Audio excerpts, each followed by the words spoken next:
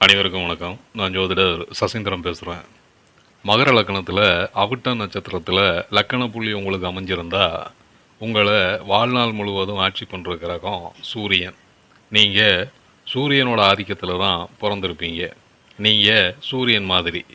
சூரியன் எந்த பாவத்துக்கு நட்சத்திர அதிபதியாக இருக்காரோ, சூரியன் எந்த பாவத்தில் அமர்ந்திருக்காரோ, சூரியன் எந்த பாவத்தை பார்க்குறாரோ, சூரியன் எந்த கிரகத்து கூட சேர்ந்திருக்காரோ, இந்த மொத்த விஷயத்தையும் சூரியன் ஆட்சி பண்ணுவார்.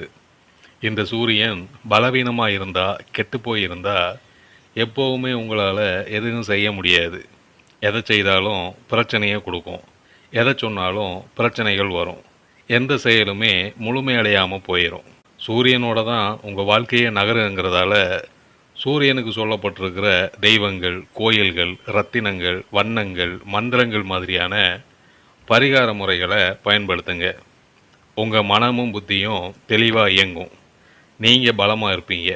லக்கணம் பலமாக இருந்தால் தான் மீதம் இருக்கிற 11 பாவத்தோட நன்மை தீமைகளை ஏற்றுக்கவும் எதிர்க்கவும் முடியும்.